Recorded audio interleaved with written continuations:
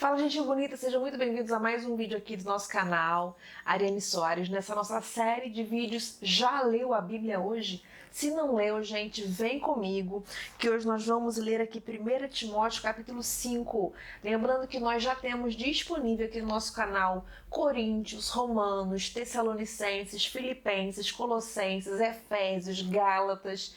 E nós estamos aqui finalizando dessa vez a primeira carta que Paulo escreveu a Timóteo, e ela começa assim: Não seja grosseiro nem impaciente com o ancião.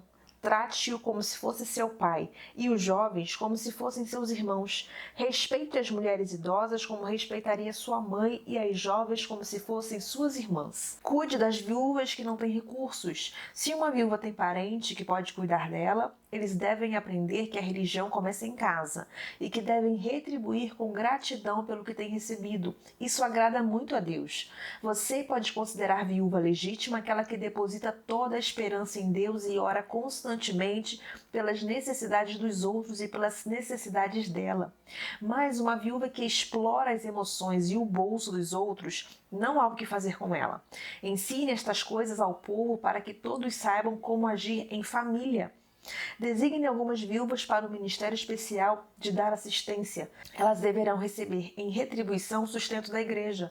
Elas devem ter mais de 60 anos de idade e um único casamento. Devem ter reputação de saber criar os filhos, ajudar pessoas de fora e os cristãos desanimados, aflitos e problemáticos. Não inclua viúvas jovens nessa lista. Tão logo sejam incluídas na lista, vão querer sair dela, mais dispostas a arrumar outro marido que a servir a Cristo dessa maneira. E ao quebrar sua palavra, corre o risco de ir de mal a pior, desperdiçando seu tempo em conversas fúteis e fofocas.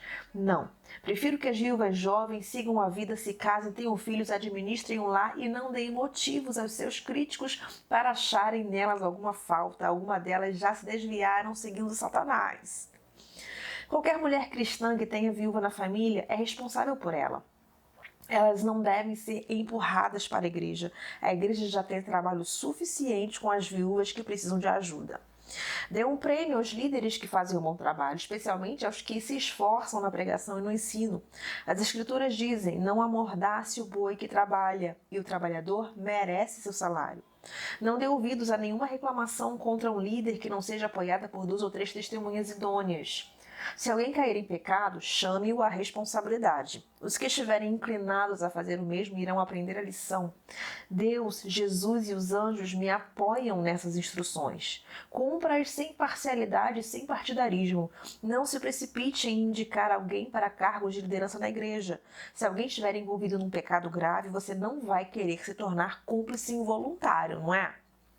De qualquer maneira, cuide muito bem de você mesmo. Não se importe muito com o que os críticos vão dizer. Siga em frente e beba um pouco de vinho, por exemplo. É bom para a digestão, é um bom remédio para o mal que aflige você.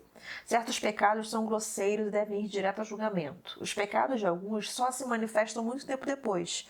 O mesmo acontece com as boas obras. Algumas são evidentes, mas nenhuma delas permanece oculta para sempre. Essas são algumas instruções que Paulo dá a Timóteo a respeito de como liderar uma igreja, de como cuidar de uma igreja. Quando a gente conhece um pouquinho aqui, a gente lê um pouquinho do contexto dessas cartas, a gente vê que Timóteo foi ao pastorado, né? Foi a pastor muito jovem. E ele era um discípulo de Paulo.